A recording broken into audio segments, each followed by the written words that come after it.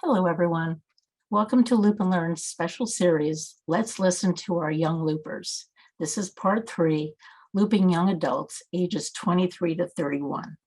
To round out the series, you will hear our young adults who are looping, who are also managing their careers, their social activities, and their own T1D self-care, including running their own DIY loop. Our moderator, again, is the amazing Stacey Simms, longtime broadcaster, blogger, author of now her second book, and diabetes mom, who interviews prominent advocates, authors, and speakers in the diabetes community for her podcast programs, Diabetes Connections. We also welcome back Tina Hammer, T1D mom of a teen and moderator with Loop and Learn. Here are a couple of things you will notice with these very dynamic and engaging millennials and Gen-Zers. They are very articulate. They are certain why they choose to use Loop with its pros and cons. They all have adapted to including their partners and their friends as part of their network in life and in diabetes. They are thoughtful about the T1D and DIY community and its value to staying healthy. We have to continually remind ourselves that these young adults are the proactive ones, asserting themselves in the world and in their own healthcare needs. As diabetes is often a very isolating disease, and over the years, I can tell you how many T1Ds, or I can't tell you how many T1Ds in their 50s and 60s who I've met, who have just never connected to anyone else with T1D. Let's see if we can use this knowledge to continue to reach out to others with T1D at any age. Just connect. The support is just absolutely essential. And now let's listen to the young adults and enjoy. Thanks so much. Hi, everybody, and welcome. I'm Stacey Simms. I'm your moderator for the evening. I host Diabetes Connections, which is why I have this mic. But this is not that kind of interview. Although if you want to talk to me for the show, ping me later. Lots of interesting and fun guests. What I'd like to do, we were saying we've been talking to different age groups. I thought with you all, we could start. I've been asking the kids, to tell me about like how old they are, how old they were at diagnosis, and what they remember, if anything. And I thought we could kind of start in a similar way here in that I'll just kind of go around the horn. And if you want to tell me how old you were when you were diagnosed, I know people in this group have different diagnosis stories. Not everybody was diagnosed correctly with type 1 right away, like a 7-year-old is. So as much or as little as you want to share about that, anything interesting about your diagnosis. And if you wouldn't mind, when you start, just tell us like what you're up to. Are you working? Do you go to school? Are you hanging in your parents' basement? Whatever you want to share. I think we would like to know just because we're nosy that way and we're interested. And you know what? And tell us where you are. It could just be the state that you're in, but I think everybody, I don't know if everybody's in a different state, but I think we're close to that. So I gave you too many things to think about. I will set it up again. Tell us where you are right now, a little bit about your diagnosis, and a little bit about, what you're doing these days. Because you'll be surprised by the time we get back to you, we're going to eat up a lot of time here with a group this size. And I assume this articulate. So no pressure, but Justin, let's start with you. Hi, everyone. I'm Justin. I was diagnosed a year ago, May 15th. So my diaversary, my first one's coming up. And I was misdiagnosed with type 2 for probably like 6 months. And funny enough, I started posting videos online on TikTok of my journey, taking metformin and taking Lantus. And everyone was like, you have type 1, go get an endo, go, get a pump. And they kind of helped lead me to my diagnosis, which was incredible. I live in New York. I just moved here in July after living in LA for 8 years. And I started a new job in November, and it's been really interesting managing diabetes in an office with coworkers and meetings. And, the nice thing about a pandemic was being at home where you can manage diabetes on your own. But now, I'm around a lot more people day to day, and it's been interesting, but manageable. Excellent. Maddie, why don't you go ahead and tell us a little bit about you? Okay. My name's Maddie. I'm 23 years old. I am currently in Pittsburgh visiting my brother and his family, which you might hear Pepper, the Frenchie, in the background. She's being really needy right now. So if you hear a little, that's her. And I'm originally from Sioux City, Iowa, and I currently live in Iowa City, Iowa. I work as a registered nurse at the Children's Hospital there. I just graduated nursing school in December, and I was diagnosed at 13. I just had my 10-year anniversary.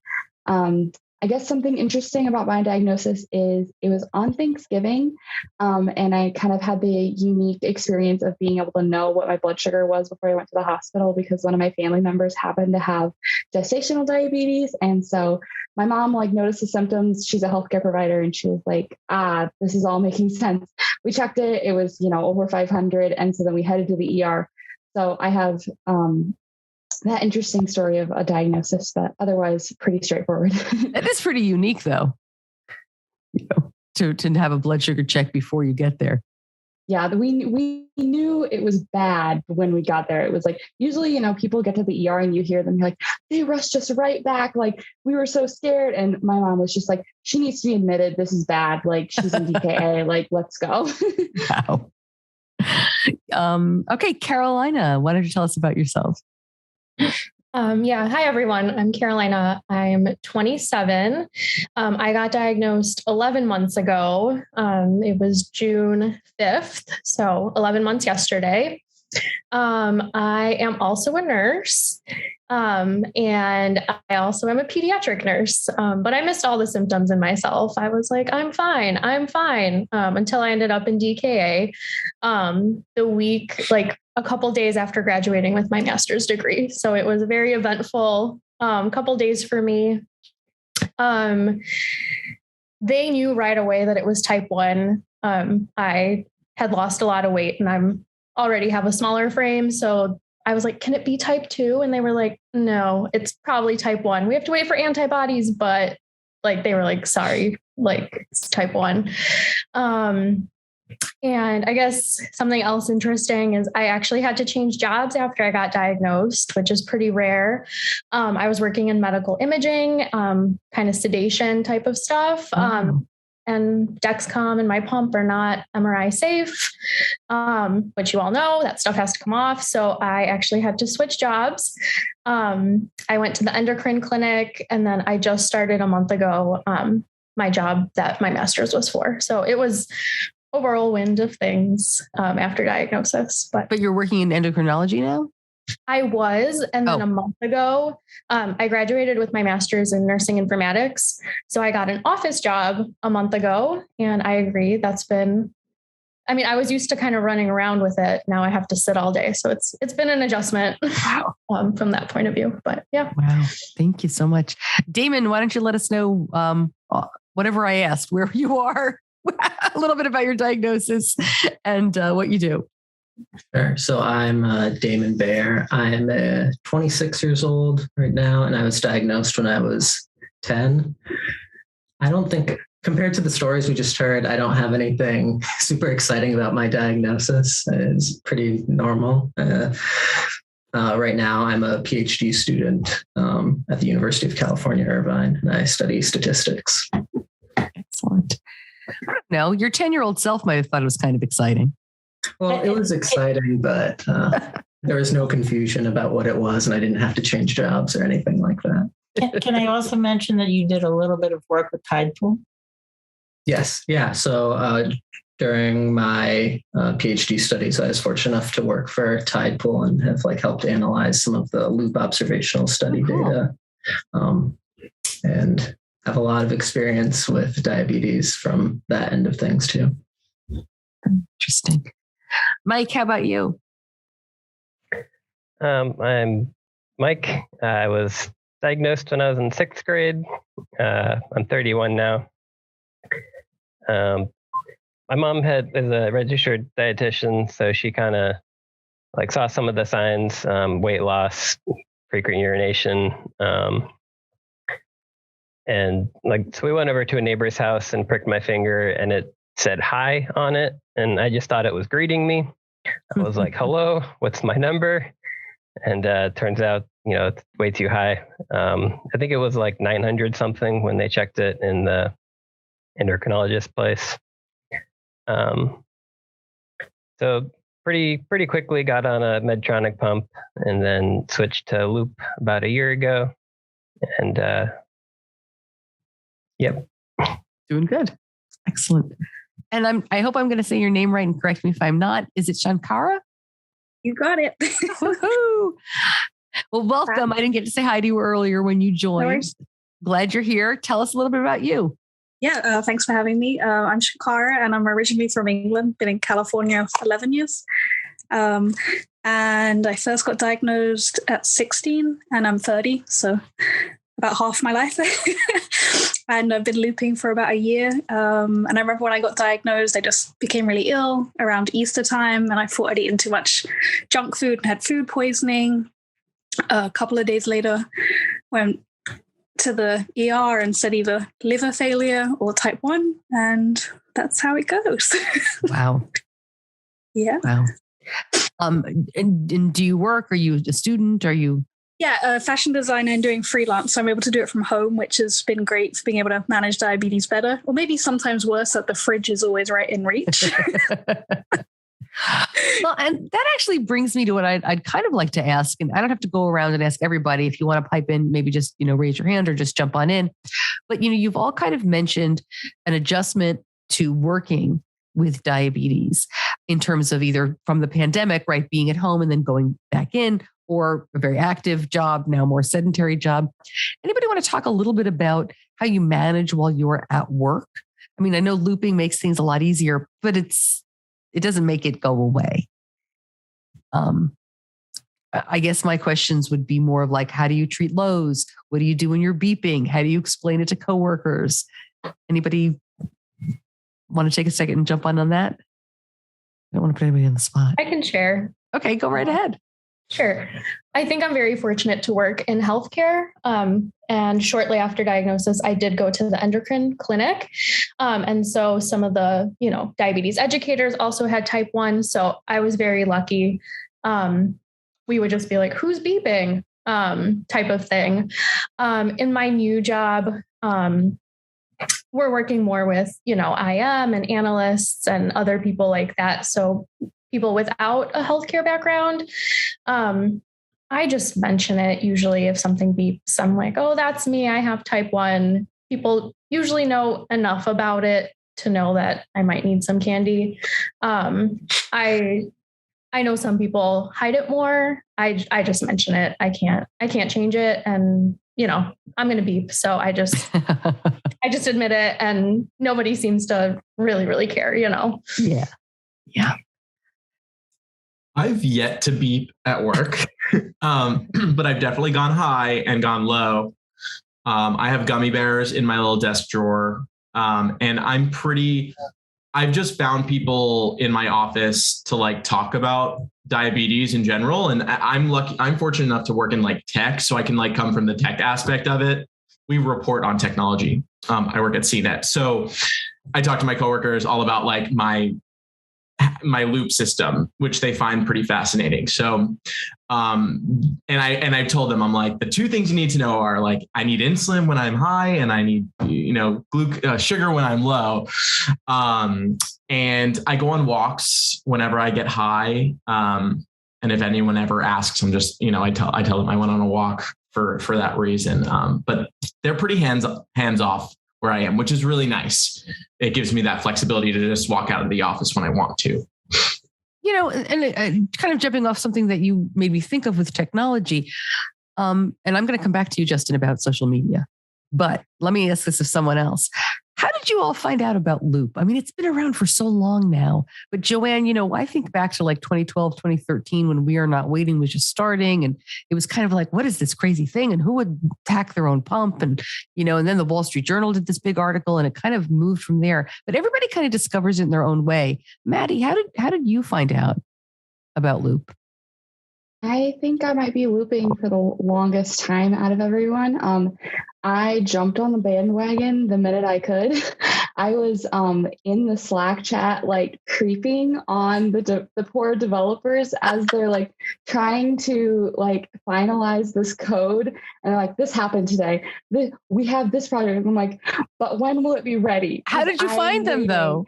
Well, it all started, I honestly don't know when or how I found this video, but it was this random YouTube video that I somehow came across. It was, of a Medtronic pump. Somebody was just like, a day in the life of me looping and stuff. And I was just like, this seems so futuristic. Like, I don't even know. I think only the 670G was out at that time.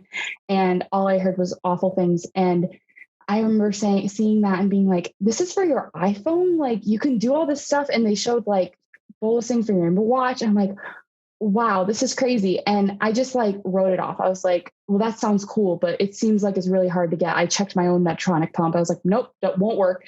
And then fast forward like a couple years, and the one image that went viral was the image of the Riley link, like taken apart with the little antenna sticking up, and everyone was sharing it. They're like, there's news, like this is going to be a thing for Omnipod. And I was actually following Melody Lumpkin, who is a phenomenal mom. She's so sweet. She's like my little virtual buddy. And I was already following her. And so somehow all of it came together to find out how all looping worked. And I just like immediately glommed onto it because I was like, I have an Omnipod. This might work. And I have a phone. And I have diabetes. Yes. I was like, this might actually work, because initially I was like, I'm going to have to find this Medtronic pump that's like old and won't be in warranty. It sounds sketchy. And I followed the Facebook group from there, and I was following it like a hawk. And there was a post of like, oh, hey guys, you should probably like order a Riley link because like they're going to be back ordered or something like that.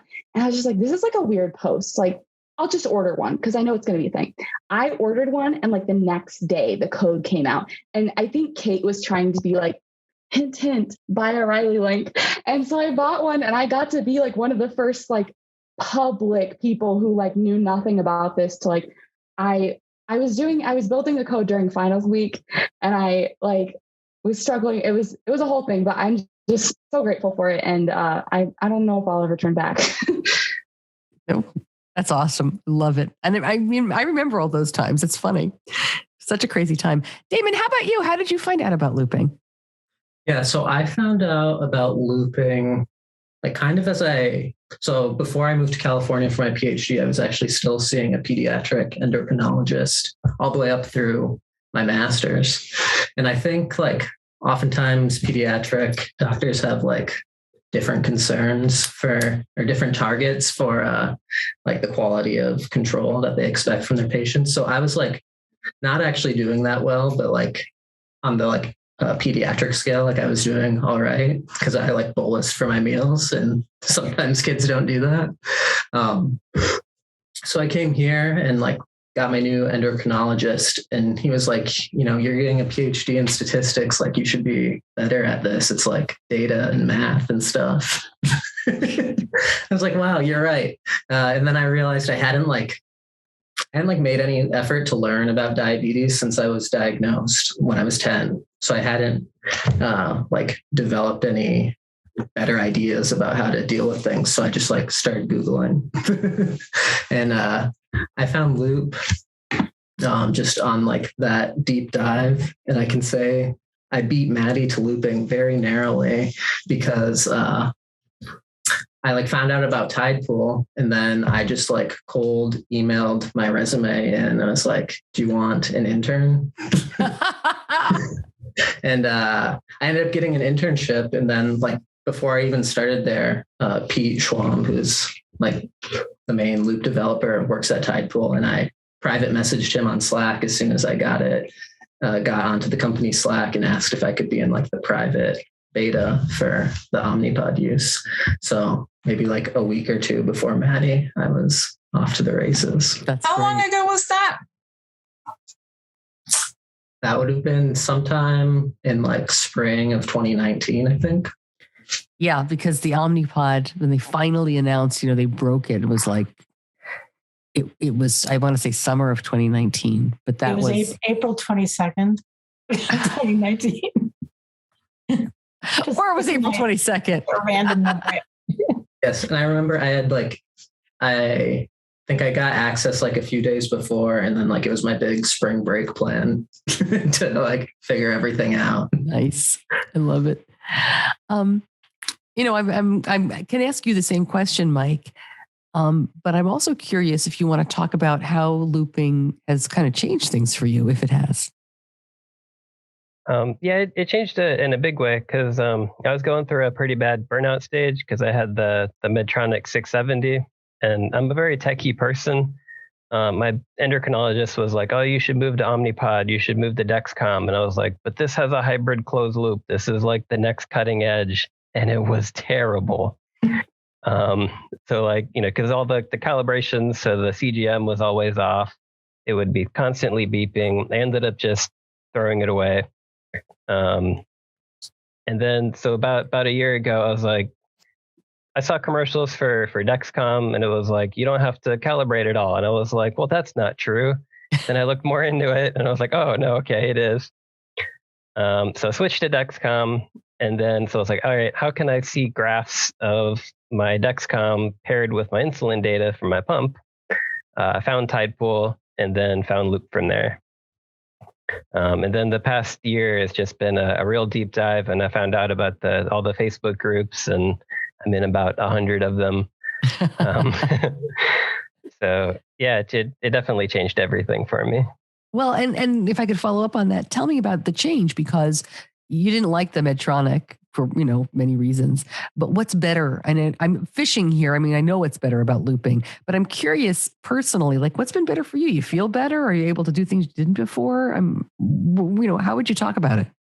I mean, I don't know if I really feel much different as much as just, I know that I'm in a lot more control of my diabetes. Because during that burnout, I was like maybe finger sticking like every other day. Yeah. Like once maybe. Just because like I was just, all right, like I still bolused for everything, still changed my pump and everything, but like that was pretty much it. And Loop just, it works. Yeah. And like a big benefit of Loop over the 670 is that 670s, it's all AI. And I'm not a very consistent person. So like if I'm really active one week and then the next week I'm just sitting down, like then my numbers are all off. It doesn't know what to do. Whereas Loop, like you tell it exactly what you want and it does it. So that's interesting. That really makes a lot of sense. Cool. Justin, let me come back to you. It's interesting to hear about your story. It's just remarkable to think about how you got a correct diagnosis, because as you said, people on TikTok were like, no, this doesn't sound right? Get it checked out. It reminds me, okay, now come with me back to the journey of the older folks in blogging, because I found the diabetes online community a second or two after my son was diagnosed. He was diagnosed in December of 2006, and I started reading blogs immediately. And I found out later that basically all that blogging had just started. Right, 2005, 2006. I was very fortunate. And I felt kind of, I think, the same way you would feel, which is like, oh my gosh, I found my people. This is amazing. Can you talk to me a little bit? I am not on TikTok, about what diabetes TikTok or social media is. I mean, and what it's meant to you. And I know that's kind of a wacky question. I know what it is, obviously. I know what TikTok is. But, are you still involved? Has it given you support? You've said you're supported at your office, but those people don't have diabetes. And yeah. Sorry. This experience showed me the true potential of an app like TikTok. And I didn't realize, like, on this app, there are huge bunches of different types of communities. And diabetes just happens to be one of them that I, had no idea was there, and I wasn't even looking for it. I was just like, I'm going to make a TikTok because I think this is interesting, because this is new to me. So I think this would be interesting to someone else because I didn't know any of this. I'm lucky enough to have had type 1 diabetes friends, but like I knew nothing. They played it off like it's so easy to manage, and they never really talked about it. So I just assumed like, oh, it's super manageable and like they're totally fine. So I was like, whoa, this is crazy. This is not fun and not cool and like a lot harder. So that's why I started making these TikToks. And I mean, I was overwhelmed by like hundreds and hundreds of comments coming in and thousands of like followers later. And it turned into everyone helping me. And then I was like, well, you know what? I want to now use this social media platform and harness it to possibly help others learn as I'm learning, right? Like, why not? If I'm going to be learning this, why not document it? So I made a point to start making these TikToks with every new thing that I learned, which was like, oh, I went to go work out. Well, don't give yourself, like I was told not to give myself insulin an hour, a couple hours before that, or, and every time I learned something or had an experience or had a low that made me cry and get really upset, I thought that was like, in fact, I captured a low moment once during like a moment when I was hanging out with all of my friends. And I legitimately was like, I broke out in tears because I was just like so overwhelmed with emotion that like my night was being ruined by this, you know? So bringing people into that and those experiences, I hope makes them feel less alone and helps people find help, because I was misdiagnosed and I know a lot of people are. And I hope that, people can learn and, from these experiences so that they don't make those mistakes. Is there any particular video you've made that has gotten a ton of attention, like one that stands out? There are a few. I don't know them off the top of my head. I did make a video all about looping that's on YouTube. That's really exciting. I did it for CNET, cool. Which I'm so proud of. But I think if one of my videos that did, one of my videos that did well was that one that I took people in where I was like, I ordered Domino's pizza and I gave myself insulin, and 50 minutes later, the pizza didn't arrive. And I learned, don't give yourself insulin, for a delivery that may not get there. And it happened to be Pride weekend. So they were so busy. Oh, geez. And because it was in Palm Springs and it's very tight knit. And all my friends were there, and it was just like, and I just started, I couldn't think. Yeah. So I got my orange juice and then I just started recording it. Yeah. Wow. That hit people. Yeah. I just realized I've seen your CNET video.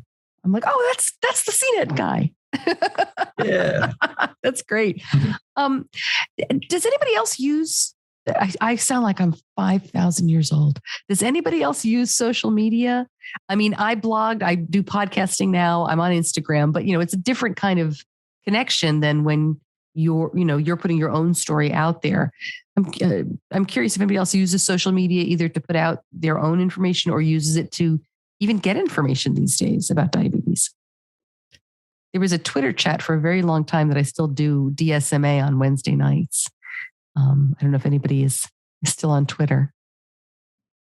I definitely use social media to both hear about other people, and then I try and help other people as much as possible, like with diabetes in general. But I had mentioned that I was following Melanie Lumpkin, which her profile is like not private. So her whole little journey with her daughter is on Instagram. And she was like one of the first kids with type 1 that I followed. Like, I just find it super interesting to like see kids' journeys with type 1, because I wasn't diagnosed as a young child. I just also think they're really cute. And like, I think it's just fun to see how their parents manage. And I learned so much from her trying to manage like a 2-year-old with type 1 and like with loop and stuff. And then also like Facebook is so helpful with like the loop and learn. I'll never forget the first time I traveled after starting to loop. I went to Chicago to visit my sister, and my my pump like started screaming, or it was out of insulin. I don't remember, but I was at a restaurant and I was like, oh, I'll just change it here, whatever. I'm at the table and I was with my family. I didn't really care. I started to change it and it wouldn't pair. The pod would not pair with my iPhone. Oh my gosh. And this is an issue that was widespread for the first year of looping. It panicked so many people, and I felt like I was the first person to be panicked, because I was like, oh no, I have no idea how to fix this. There's a whole FAQ section on loop docs, but this is not one of them. So I went to Facebook and I said, okay, this Facebook group is all I have. There is no tech support. So I just searched, I said, pod won't pair. And somebody had already come up with a solution. It was to separate them in 2 different rooms and try and pair. I was so close to just saying no more with this pod. And that's not what solves it. That's not the solution. It would just keep going on. I had to go back to our Airbnb. We had to take an Uber, and I was like, I'm so sorry, but I need insulin. So we went back and I searched, and then I found that, and I was able to still pair the pod. And I never even talked to anybody about this. I just found the information on social media, and somebody of those great minds came up with this weird solution to this odd problem just because of the pairing. It's can be, it's a very intricate connection, between the pod and the Riley link and everything. And so I was just so happy I was able to find that, and so happy for the great minds who are all coming together on social media to make this possible, for sure. It's amazing. It's such the entire diabetes community is such a generous community. And while I think social media very rightly gets a bad rap for many, many reasons, that's the bright light for me, has always been the diabetes community online has been amazing. I just realized I'm not asking you really any of the questions that I think Tina sent to you. So I hope nobody minds that I'm just making up my stuff as I go along. Sorry. We're good. Okay. Damon, I have a question for you, and maybe anybody else who wants to chime in. I'm always interested, and this is my bias of having a 17-year-old with type 1. I'm always curious what it's like to transition from a pediatric endocrinologist to an adult. And you already said there are different parameters, right? I think a lot of peds endos are especially when you're coming out of the teen years, they're just really happy if you're still doing what you need to do just to be safe, let alone, have tight control. Anything that comes to mind, either advice for, parents and young adults who are making that transition, or anything to share from your experience? I think I feel like I sort of very quickly ramped up from being completely clueless kind of about everything when I was with a pediatric endocrinologist to having a very good handle on things, to the point where I don't really use my endo for anything other than getting prescriptions filled. Everybody is nodding. Let the record show. Not everybody, but almost everybody's yep. Yeah. Just because, I don't know, you live with it every day, and you can, if you're paying attention and, you have resources from social media, you can get probably better help, faster help, more frequent help than you can from your endocrinologist. So, just find one who is supportive of your decisions, and hopefully is interested in being experimental if you want to be trying new insulins or doing DIY stuff. Yeah. It is interesting because 10 years ago, if you mentioned DIY, I think most endocrinologists would be very nervous and reluctant. But from anecdotally, that's gotten a lot better. It's not perfect yet, but most of them are kind of oh yeah, go ahead. I'll just sign the paper. I've kind of lost track. Mike, you were diagnosed as a kid though, right? I'm trying to think. Yeah. So sixth grade. So how about your 12? Transition to an adult endo? Anything to share from that? Well, I was in my dad's Air Force, so I had switched endocrinologists every 2 or 3 years anyway. So when I switched to college, or when I moved out to college, they were still in Germany, and I just went to the endocrinology department on campus. So there wasn't, I didn't notice much of a difference. It was just kind of pretty similar. I just figured this is a new endocrinologist. I didn't really think of a difference between an adult and pediatric. That must have been, and I know you have nothing to compare it to, but it's tough enough to move that frequently. It had to have been difficult to move healthcare teams all the time. Did you become an expert explainer, or did you just say, write the prescription, I'll get it done? Yeah, I mean, but by then it was mostly like write the prescription. Like I would get a new pump and they'd be like, let's set up a training thing. And I'm like, no, that's all right. I'll just read the manual, which is another great thing about Loop is that there is a very robust manual, which isn't the case with a lot of pumps and stuff, I feel like. Yeah, that's true. Okay, here's one for you. Think about it for a second. Caroline, I'm going to start with you. What would you have a magic wand. You can change anything you want about Loop. Sometimes they get this done because I think they are magicians. But what would you like to see improved, changed, made different? Any thoughts on that? I think I'm trying to think. I guess some way to increase just my basal. The overrides are like 130%. That works really well when I'm sick and for some other times, but sometimes I just wish I had a little bit more in the background. Like if I'm a little, less active that day, or I don't know, whatever reason, I just feel like I need a little bit more, but I don't necessarily need more for meals. I think that would, that's just something that sometimes I'm like, oh, I don't have a PDM. Like I can't do that. I just, enter fake carbs, or I work some way around it, but I think that's what I'm missing sometimes. Yeah. I think people with diabetes are expert workarounders. You guys are pretty amazing. Anything else and Joanne, you can chime in on this too. If there's anything anybody would like to change with Loop. I'm real curious because you now are in charge of your doctors and interface. You're in charge of your insurance and your money at this age. What's it like for you getting your supplies? There's a whole level of time suck to do your supplies, and particularly with Loop, and if you travel, having enough backup. Are any of you experiencing interesting challenges? I know the answer is yes, but what challenges have you experienced that you wish were easier, or do you have a way to make it easier? We would love to hear it. I have an interesting experience. Well, first of all, getting all the equipment in the beginning, getting everything set up is like the worst and takes forever. And the amount of time you spend. But I found that if your endocrinologist writes the prescriptions in a certain way, you can get a lot of insulin and equipment, more than you need. I don't know if anyone else has experienced this, but I currently have a 9-month supply of insulin, and it's really because of the way my endocrinologist wrote my prescription. So I have enough insulin where I'm I kind of want to give some away because I can afford it.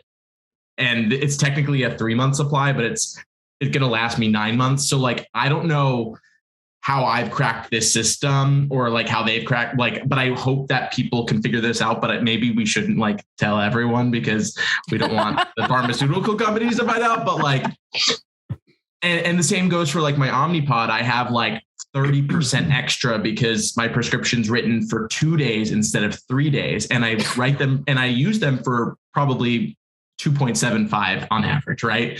So I think getting the word out on the low, would be great. Well, some of that is that you probably have excellent insurance as well. I also, this new job I got, it's kind of incredible. I'm oh, wow, it's nice to have good insurance. Yeah. But you're right. You're definitely right. And a lot of people don't know that they can ask their endo to write for Omnipod more than they need, or even for, and it shouldn't be more than you need because mistakes happen, accidents happen, people drop vials. So I don't think it's over, we're almost 16 years in. And I'm you need a stockpile just for yourself. And you will find, and listen to me, I'm lecturing now, but you will find if you're in this community long enough, you're going to have somebody 3 blocks away who's going to need that insulin. I delivered a Dexcom sensor today to a person who doesn't drive, who's 15 minutes away from me. My community was we got it. And somebody had the sensor. And I'm well, I can bring it to him. And I threw it in his mailbox. So, and I've met people at gas stations. Here's some Plantis and here's some, you're going to do that. It's crazy. And it's also a pain to call in the sensors that fail early or the pods that, come off or whatever. It's a pain. So having those extras is really important. But I'm glad you figured that out. I tell my groups, it's okay to stockpile. We're at a time of supply chain issues. If you end up having a year's worth of insulin, bump out the ones that haven't expired but are the older ones and give them in the community, which is what we do. There's a very strange little black market in the community. Yep. If someone needs something, I put it out and things are delivered on my doorstep or go away from my doorstep. And it's just unspoken because we know how important it is. So good for you guys for being aware of that. Yeah, no doubt. No doubt. If you have any resources for that, please send them too, because I'd love to help. Yeah. Yep. It's interesting. It is out there. You're wired in, but there's always more we can learn. Yep. Did anybody have anything they wanted to add about that or about my crazy magic wand question? I just wanted to second what Carolina said, because right now I'm at the bottom of the totem pole for staff nurses.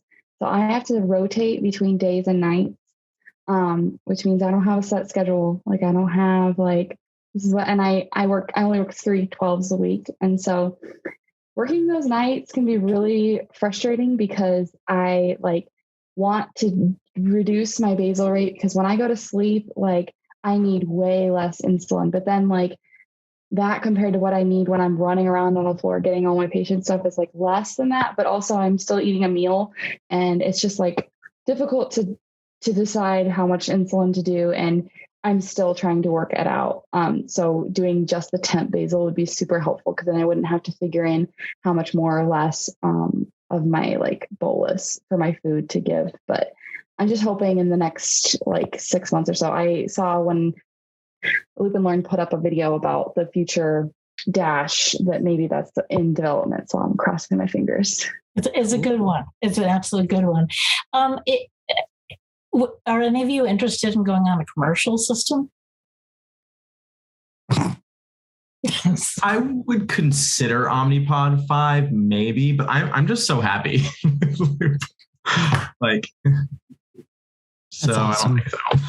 Now that Dash is going to be compatible, why would I? I don't need a Riley link. I don't need an Orange link. I can have this software be changed in 3 months instead of 3 years by people who are, I'm sorry, but they're 10 times smarter and 10 times more intuitive and all those things than the people who are actually hired by these medical companies. So it's so much better. Well, they don't have to wait for FDA approval. That's what I was going to say. It's not that, I mean, they are brilliant, but there are some brilliant people at some of these companies, but they are encumbered by the regulatory process. When we were talking to the kids, one of the things that the middle group, the teenagers and the tweens, they all talked about the importance, although they didn't put it this way, the importance of diabetes camp and having peers to talk to. Obviously, many of you were diagnosed after diabetes camp would have been a possibility. But I am curious, have you all found any kind of community? You've already talked a bit about online, Justin, and things like that. There are kind of camps for adults with diabetes, but I don't just mean traditional camp. Have you found, and can you speak to the importance of your diabetes community, even if it is a virtual one, even if, Loop and Learn or things like that? Does anybody have any thoughts on that?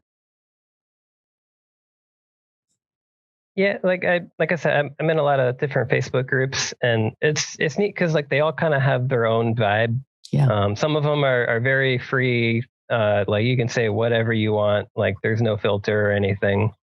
Other ones are if you tell someone you should bolus more, they're hey, don't tell people medical advice. But you just kind of figure out what the vibe is for each one, and so you can kind of learn different things from each different group.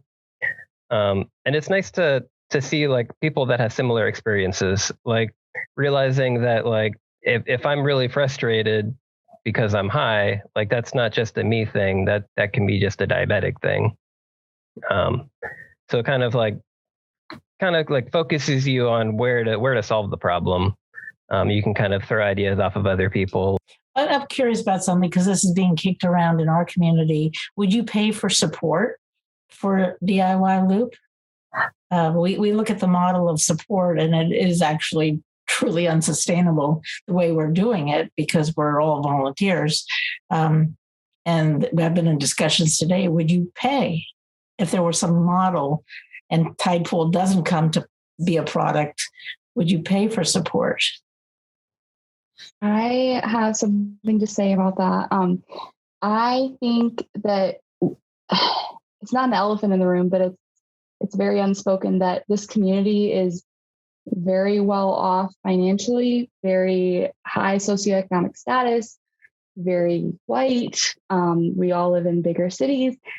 It's just the way it is. And that's because it does take a little bit of something to like realize this is a thing. But the thing that it doesn't really take is honestly like outside cost. Like you can buy a MacBook is expensive, but you can find your way around that. And like the link, which is going to be gone, is really the only thing that's the outside cost. So for me to introduce something that requires somebody to pay for people who, the demographic already would be willing to pay. I do think that the majority would say, what's $100? I don't care. But I think it's alienating a huge group of people who could still benefit from it, who would be left behind again. And I think that that's something that we should all keep in mind. Who's the audience, who could be the audience, and who could be left behind. I just want to chime in and say, and just make sure you know, she's not talking about like the Loop and Learn community going the pay route. That's not what No. We get it. Yeah. Okay. I would, no, you didn't ask my opinion. The non-Loop. What do you think? But I would say to me, the can of worms that it opens, and Maddie does make a wonderful point there. The can of worms that it opens is one of the reasons why the DIY community has been so nimble is because it is not regulated. If I were to pay for something, I would expect a different level of compliance, of reaction time, of availability. And I think that having to do that, I could see where it might cut into the flexibility of the DIY community. Again, I probably shouldn't have say, not having ever used it, just having friends there, but that would be my concern. So when y'all have news, let me know so we can talk about it on the podcast. Shankara, I know you were kind of out for a while. Did you hear anything we were talking about? No, I heard everything. I mean, for saying what Joanne said about paying, I would be interested in paying more than that because I feel like I get so much more education from the community than I love my doctor and he's great, but I get so much more from the community that's free, and you're going to your doctor and paying a fortune and billing your insurance and everything. So it depends what that would look like and everything. But yeah, I mean, I found out about Loop from Joanne in the beginning, and I was hesitant to do it in the beginning because that was before they'd done Omnipod. And then hesitant, a new system and everything, and being complacent when I'd only ever used Omnipod or just injections before that. And now I've been looping for a year and I love it. I love that it's on the iPhone and not carrying around a PDM. I think if I was to change something on Loop, like last night I was thinking having a reminder if you haven't changed your pump yet when you've got no pump on, or if you've turned your pump off, for an hour while you're walking. But then I guess the way around that is putting your temp basal like 10% and then putting a timer or whatever. But yeah. Excellent. All right. So we're going to start wrapping it up here. I'm curious before I let all of you go. This is, I don't know, whoever wants to answer this can, just chime in. As a mom of a kid with type 1, I kind of I love talking to adults because it's like a time machine. I'm like, they're doing great. He's going to leave my house and be just fine, and that kind of reassurance. But I am curious, when you're diagnosed as an adult, it's got to be different. Your mom wasn't there, taking you to kindergarten and explaining to the teacher how things are going to go if you're diagnosed at 25 or whatever. How do you talk to your parents? or, about it at this age. And for those of you who have success, kind of grown up about it, I assume that I don't know, do your parents follow anybody on, you know what? I'm going to totally change this question because you're all looking at me like I'm crazy. This is a better question. Do you as adults share your diabetes information with friends or with anyone, with your parents, with relatives, with a significant other? In other words, does somebody follow your Dexcom? That kind of thing. I specifically recently, I went to Coachella a few weeks ago, and it was kind of nerve-wracking, like the first music festival, having type 1 diabetes. And I'd gone years before, but I was just like, I was really worried about it because of all the walking and music festivals. And so I had my friend who I'm really close to follow me, who's there. And I had another friend who's always followed me, who's in Palm Springs, which is 30 minutes away. So I felt super protected, like with someone on site and someone 30 minutes away. That was a really nice way to go about it, at least with like my first music festival. Did you tell that other friend to turn it off after Coachella, or is he still? No, it's still on. So that's what always happens. I don't care. Like my friend once FaceTimed me during a really bad low, and it was one of the most comfortable experiences. Like it made me feel less alone in that moment, and I really needed that. So I think it's a really special ability with Dexcom. Steve, you had posted it on Loop and Learn. One of our admins is dating the sound guy for all of Coachella, and they were there. So she's got supplies. So just let us know where you're going to be. You're everywhere. Yeah, you are. You're everywhere. Yeah. I found out my son was sharing with one of his friends, and I was like, that's great. Like, that's what you want. I'm sorry, Carolina, did I cut you off? Oh, no worries. I was just going to say, I'm married, so I was already married when I got diagnosed. So we were in the hospital, and I appreciate they were like, all right, so it was the two of you, and now you're leaving three of you, like you, him, and diabetes. So my husband follows me.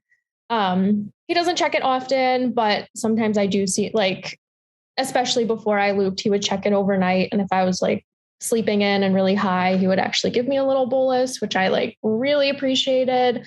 Wow. If I'm low and it's like continually going off on his end, he'll like text me like, did you eat a gummy bear? So I appreciate that. I let my mom follow me as well. I think it was really hard for her. We've always been really close.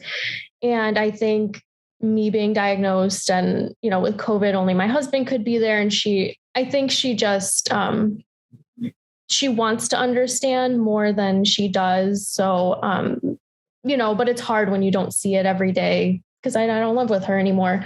So I know for her, it was really important to follow my Dexcom. I love her enough that I let her. Number one person, but I set up some boundaries at that time. I was like, you can follow me, but you can only text me if I'm like, I don't remember what number I told her, like below 50 for this long, then you can freak out. If you text me more than that, I will remove you. And she has listened. So I know she checks it frequently, but she doesn't text me. So it's fine. Those are important conversations to have no matter the age. Mm-hmm. And it changes as they get older, but absolutely. That's great. So good for you. You guys have been amazing.